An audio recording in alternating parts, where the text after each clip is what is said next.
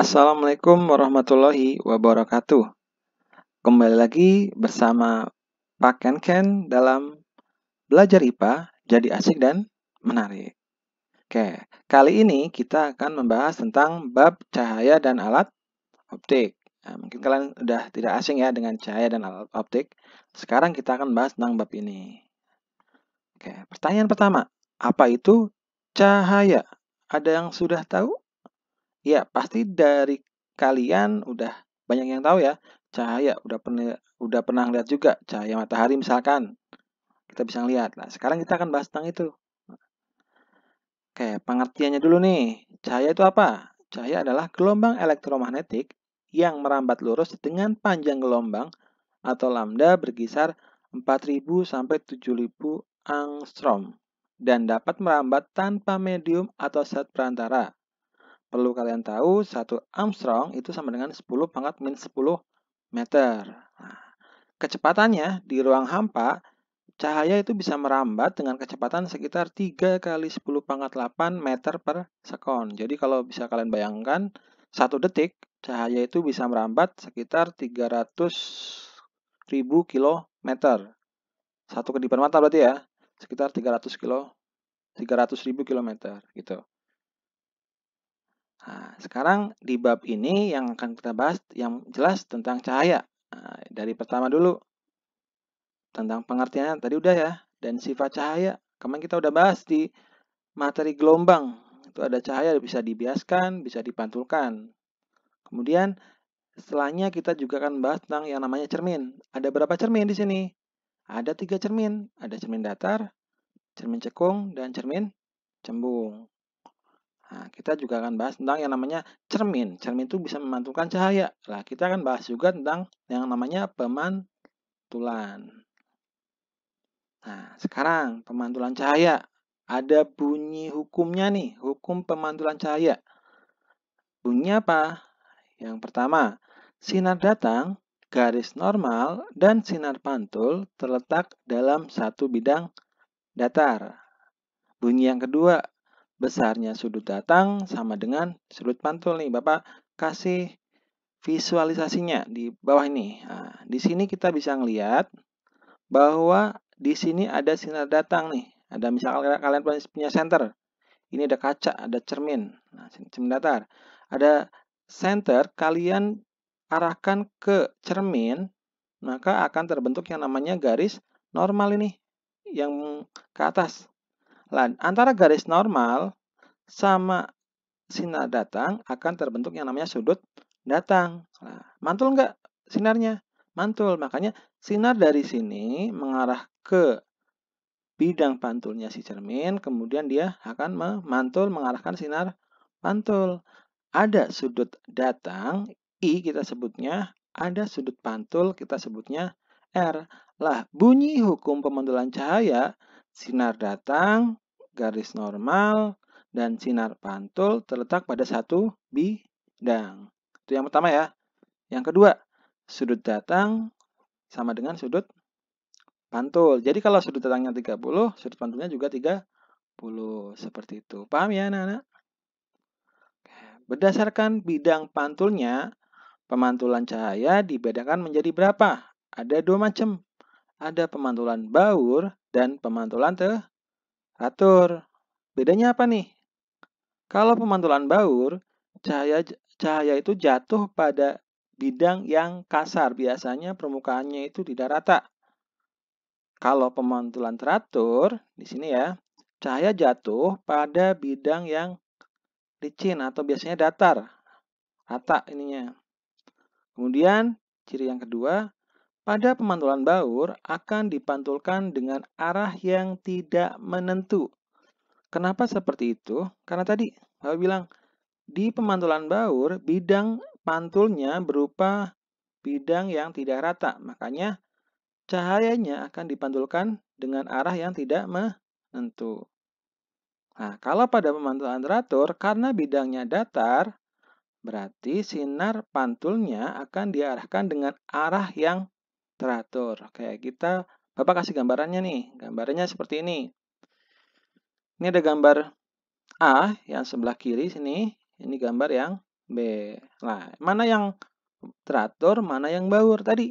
Kalau teratur, berarti sinar pantulnya teratur. Garisnya rata. Cirinya nih, garisnya rata, lurus semua. Tapi kalau pemantulan baur, itu garisnya dia tidak rata nih. Kita lihat. Dari biru, mantul jadi merah nih ya. Ini semua rata nih. Sejajar. Tapi kalau pemantulan baur yang B ya nih ya, itu sinar datang, sudut datang dan sudut pantulnya dia tidak rata. Namanya pemantulan baur. Oke anak-anak, paham ya tentang pemantulan teratur dan pemantulan baur. Oke, sekarang selanjutnya kita bahas tentang cermin. Nah, cermin itu apa nih? Cermin adalah benda yang permukaannya licin dan mengkilap, sehingga dapat menghasilkan pemantulan teratur dan menghasilkan bayangan. Contohnya nih, kalian di rumah ada cermin ya. Permukaannya gimana? Teratur kan? Rata, ya kan? Kemudian dari situ dia akan menghasilkan bayangan, makanya kalian bisa ngaca. Tuh, itu cermin. Nah, berdasarkan permukaan cermin, dibedakan atas berapa? Ada 3 nih. 1 cermin datar, 2 cermin cekung, 3 cermin cembung. Oke, kita akan bahas lebih lanjut. Nah, pembentukan pada bayangan pada cermin datar. Nih, kita lihat nih. Di sini ada si anak nih.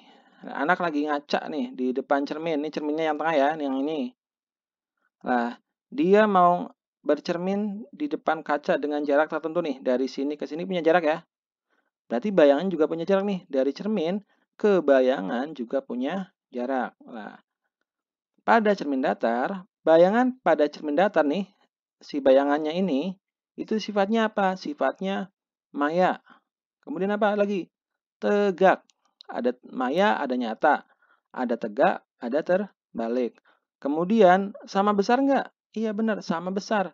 Kalau anaknya tingginya 1 meter, berarti bayangannya juga 1 meter. Intinya di sini tadi, jarak benda dari anak ini ke cermin sama dengan dari cermin ke bayangan. Makanya jarak benda sama dengan jarak bayangan. Itu konsepnya cermin datar. Nanti kita akan bahas nih, maya itu apa, tegak itu apa gitu ya. Nih, jadi Bapak kasih contoh bayangannya ini. Nah, tadi ada bayangan nyata, ada bayangan maya. Bayangan nyata itu apa? Bayangan nyata itu terbentuk dari perpotongan sinar-sinar pantul. Bayangan nyata tidak dapat dilihat langsung oleh mata, tetapi dapat ditangkap oleh layar atau media. Nah, kalau maya gimana? Bayangan maya terbentuk dari perpotongan perpanjangan sinar-sinar pantul. Bayangan maya dapat dilihat langsung oleh mata, tetapi tidak bisa ditangkap oleh layar. Tadi, sebelumnya nih, ketika kalian bercermin di depan cermin datar, bayangannya sifatnya apa? Maya. Makanya bisa ditangkap langsung atau bisa dilihat langsung oleh kalian. Karena sifatnya di cermin datar, sifatnya maya. Beda lagi kalau nanti di cermin cembung sama cekung. Ada yang namanya sifatnya nyata. Jadi kalian nggak bisa ngeliat, tapi ada. Nah, adanya gimana? Adanya harus dengan alat bantu. Makanya bayangan nyata tidak bisa kalian lihat langsung, tetapi bisa dilihat atau ditangkap oleh layar. Kalau maya di cermin datar ya misalkan, itu bayangannya bisa kalian lihat langsung oleh mata kalian, tetapi tidak bisa ditangkap oleh layar. Gitu. Nah, kemudian nih, jika benda diletakkan di depan 2 cermin, ada sudutnya cerminnya nih. Kira-kira nih, banyak bayangan yang terbentuk itu berapa? Itu kita bisa hitung nih. Di sini Bapak punya contohnya, ada cermin datar yang dihadapkan dengan sudut tertentu. Kemudian ada lilin di sini. Lah, gambar lilinnya ada berapa jadinya nih bayangannya? Jadi ada 1, 2, 3, 4. Nah, itu kita bisa hitung juga. Dengan sudut tertentu, bayangan yang dibentuk ini mungkin ini 4 nih. Mungkin bisa jadi 5 atau 6 atau 7 atau 8. Tuh ya. Jadi bayangan lilin ini bisa berubah tergantung sudut antar cerminnya. Nah, rumusnya apa? Rumusnya itu N, ini N, sama dengan 360 derajat dibagi sudut antar cerminnya dikurang 1. N itu apa? N itu banyak bayangan yang terbentuk. Alfa itu apa? Sudut yang terbentuk oleh cermin. Paham nggak, Dedek? Oke, nanti kita ada latihan soal, nanti kita bahas ya. Nih, jadi paham ya? Jadi, dua cermin yang membentuk sudut akan membentuk bayangan yang jumlahnya kita bisa hitung dengan rumus nih. N sama dengan 360 derajat per alfa min 1. Nah, ini contoh soalnya. Contoh soalnya, sebuah benda diletakkan di depan dua buah cermin. Sudutnya 60. Berapakah jumlah bayangannya? Berarti bisa nomor 1 bisa ya. Tadi rumusnya apa nih? N sama dengan 360 per alfa min 1. Berarti nomor 1 jumlah bayangannya berapa? Jumlah bayangannya. Berarti N sama dengan 360 dibagi 60 dikurang 1. 360 bagi 60 berapa nih? 6 ya. 6 dikurang 1. Berarti jumlahnya ada 5. Udah seperti itu aja. Gampang ya? Pasti. Nah, yang kedua nih, cermin apa? Yang kedua, cermin cekung. Cermin cekung adalah cermin yang bagian permukaan pantulnya berbentuk lengkungan ke dalam dan bersifat konvergen. Artinya konvergen apa? Mengumpulkan cahaya. Nah, jadi cermin cekung sifatnya konvergen. Apa itu konvergen? Mengumpulkan cahaya. Jika ada berkas cahaya sejajar mengenai cermin, maka berkas cahaya pantulnya akan melewati titik yang sama. Contohnya nih. Nah, nih contohnya. Jadi di sini ada kita punya cermin cekung, nih ya. Yang diarsir yang belakang ya, ini yang belakang, ini yang bagian yang mengkilap. Yang sebelah kiri yang mengkilap, yang kanan yang nggak bisa buat ngaca atau buat bercermin. Nah, ketika ada sinar datang ke cermin, dia akan memantul. Memantulnya gimana? Tadi sifatnya cermin cekung mengumpulkan cahaya. Makanya dari sinar 1 dia ke tengah sini. Sinar 2 dia ke tengah. Makanya di sini dia ngumpul. Namanya konvergen. Gitu maksudnya ya, anak-anak. Nah, keterangannya, ini bisa kalian kalau misalnya lihat di buku atau di apa nih, P itu sama dengan R. Biasanya pusat atau R. R itu jari-jari. Jari-jari itu apa? Titik pusat kelengkungan. Jadi kalau ini cerminnya kita lurusin, dia bentuknya bakal melingkar. Lingkaran punya apa? Punya jari-jari. Nah, dari P ke cermin namanya jari-jari. Ini R atau P sama aja ya. P atau R. Pusat kelengkungannya. O itu apa? O itu titik potong sumbu utama dengan cermin cekung. F itu apa? F. F itu setengahnya jari-jari.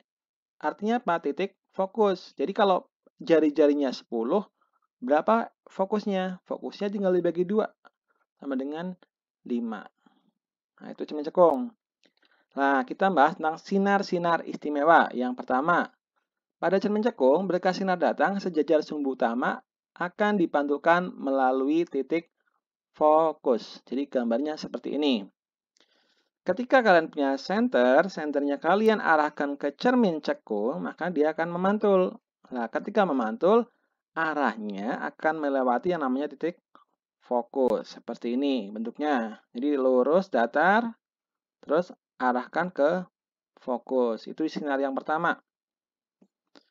Yang kedua, berkas sinar datang melalui fokus akan dipantulkan sejajar sumbu utama. Gambarannya seperti ini. Nah, ketika kalian punya center, kalian arahkan ke fokus, maka dia, senternya, sinarnya ya, akan memantul sejajar sumbu utama. Kebalikannya tadi. Jadi ketika dia miring, bakal lurus. Kalau tadi, lurus bakal miring. Gitu ya. Sinar yang ketiga nih, berkas sinar datang melalui pusat kelengkungan akan dipantulkan melalui pusat kelengkungan. Jadi gambarannya seperti ini. Ketika sekalian arahkan center ke arah R atau ke arah P, dia akan balik lagi ke arah titik semula. Jadi berupa garis saja. Seperti itu ya. Jadi ada 3 sinar istimewa pada cermin cekung. Itu harus apa nih anak-anak? Nah, contoh pelukisan bayangannya gimana? Nah, kita punya cermin cekung nih. Nah, kita punya benda di sini. Ketika kita melukis bayangan, kita harus punya 2 sinar. Bapak ambil contoh. Sinar yang pertama, Bapak pakai sinar yang pertama. Sinar datang sejajar sumbu utama akan dipantulkan melalui fokus. Ya, gini kan tadi. Itu yang pertama. Yang kedua, Sinar datang melalui fokus akan dipantulkan sejajar sumbu utama. Nah, seperti ini. Berarti di sini ada titik potongnya antara sinar 1 dan sinar 2. Disinilah terbentuk bayangan. Nah, jadi ini benda. Dari benda ke sini namanya jarak benda. Dari sini ke sini namanya jarak bayangan. Paham ya? Benda ke cermin namanya jarak benda. Bayangan ke cermin namanya jarak bayangan. Nanti kita bahas lagi nih lebih lanjut. Nah nih, Bapak punya cara cepatnya nih. Misalkan, ini cermin cekung tadi. Antara fokus ke cermin, kita sebutnya ruang 1. Fokus ke P atau R, kita sebutnya ruang 2. P ke sini, ruang 3, dan ini ruang 4. Konsepnya apa? Konsepnya biar lebih gampang, ruang benda ditambah ruang bayangan itu harus sama dengan 5. Contoh yang tadi nih misalkan. Oke, ini benda di ruang berapa? 2 ya. Berarti ruang benda, ini 2, ditambah ruang bayangan harus sama dengan 5. Kalau kita nggak mau gambar, nggak mau repot gambar, kita udah tahu nih. Oh, ruang bendanya 2, berarti ruang bayangnya berapa? Supaya jadi 5. Ya benar.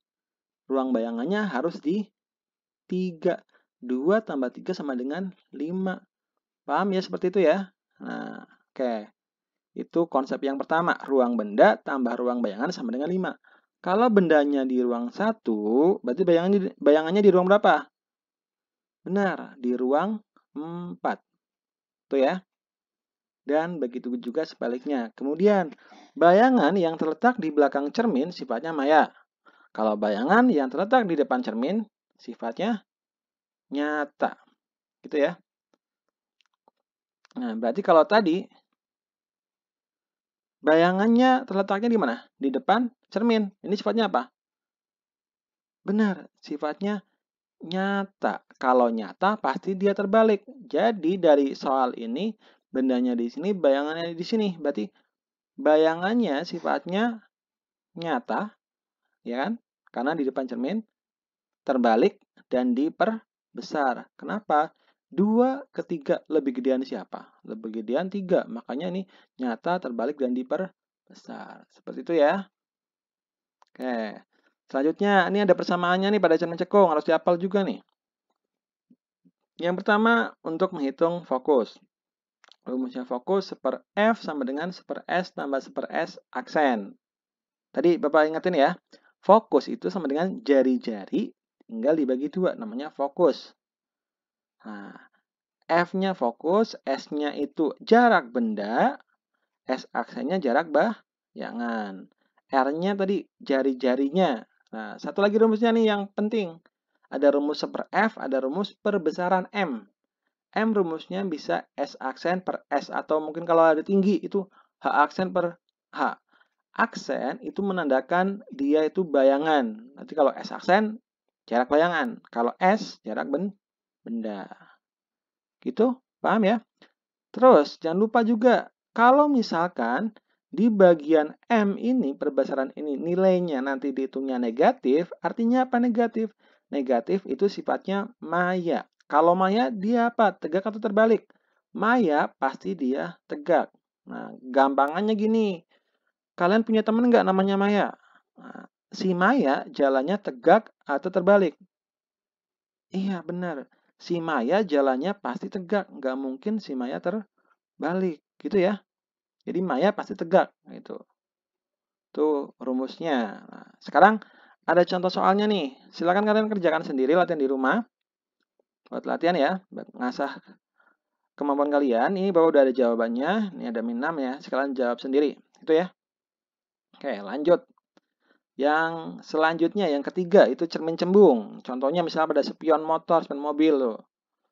Mungkin kalian sering lihat juga ya. Cermin cembung itu apa? Cermin cembung itu sifatnya divergen. Kalau tadi konvergen mengumpulkan, sekarang divergen menyebarkan. Nah, cermin cembung itu apa? Cermin yang sifatnya menyebarkan cahaya. Jadi kalau ada cahaya mengenai cermin, maka cahaya yang dipantulkan itu akan menyebar. Contohnya gini, nah, kita punya cermin cembung. Jadi yang sebelah kiri, yang hitam ini, itu yang mengkilap. Yang sebelah kanan itu yang belakangnya tuh yang nggak bisa buat ngaca atau bercermin. Nah, ketika ada sinar datang ke sini, nih datar, dia akan dipantulkan menyebar nih. Kalian bisa lihat, jadi pantulannya menyebar, namanya divergen. Konsepnya sama kayak tadi. P itu sama dengan R. P sama dengan R. Sama dengan pusat kelengkungan. O itu titik potongnya. F adalah fokus cermin. Bersama ya. Kebalikannya sama cermin cekung. Kalian bisa nggak bercermin di cermin cembung tapi di sini, di belakang? Nggak mungkin. Kalian cuma bisa bercermin di depan cermin cembung itu di sini nih. Ruang 4 doang ibaratnya ya. Tuh. Nah, rumusnya sama nih kayak tadi, kayak cermin cekung. 1/F sama dengan 1/S tambah 1/S aksen. Untuk perbesaran juga sama, S aksen sama dengan M sama dengan S aksen per S. Nah, tadi Bapak bilang apa? Pada cermin cembung, kalian cuma bisa bercermin di sebelah kiri doang tadi, yang ini. Nah, ini kan ibaratnya di ruang 4 nih. Jadi kayak tadi, ini ruang 1, ini ruang 2, ini ruang 3, ini ruang 4. Nah, bendanya di ruang 4 nih. Bayangannya di ruang berapa ya bayangannya? Kan harus 5 jumlahnya. Kalau benda di ruang 4, berarti bayangannya di ruang 1. 1 di mana? 1 itu di belakang cermin. Kalau belakang cermin sifatnya apa? Nyata atau maya tadi? Iya, di belakang cermin sifatnya maya. Makanya cermin cembung itu bayangannya pasti selalu di ruang 1 nih. Maya. Kalau maya dia tegak atau terbalik? Iya benar tegak. Maya itu selalu tegak. Terus diperbesar atau perkecil? Bendanya 4, bayangnya 1. Berarti apa? Diperkecil. Makanya pada cermin cembung selalu bersifatnya maya, tegak, dan diperkecil. Gitu ya. Nih. Bedanya cermin cembung sama cermin cekung tinggal di F-nya aja atau R-nya aja. F-nya kasih tanda minus. Cermin cembung nilainya R-nya atau F-nya nilainya minus. Kasih tanda negatif. Sinar istimewanya apa aja? Nah, bersama kayak tadi. Yang pertama, sinar datang sejajar sumbu utama akan dipantulkan menyebar seakan-akan dari fokus. Nih, center dari sini kalian arahkan ke cermin cembung, dia akan menyebar ke arah sana. Seolah-olah dia melalui fokus ini, ya kan? Tuh, itu yang pertama. Yang kedua, sinar datang ke arah fokus dipantulkan sejajar sumbu utama. Nah, gambarannya seperti ini. Sinar datang kalian punya center, dari atas ini kalian arahkan ke cermin cembung, maka dia akan mendatar ke sini. Gitu ya. Yang ketiga atau yang terakhir, sinar datang menuju pusat kelengkungan cermin akan dipantulkan seakan-akan datang dari pusat kelengkungan tersebut. Contohnya seperti ini, tadi ya, bersama. Center dari sini kalian arahkan ke cermin cembung, maka akan dibalikkan kembali. Gitu. Jadi cermin cekung punya 3 sifat, cermin cembung juga punya 3 sifat.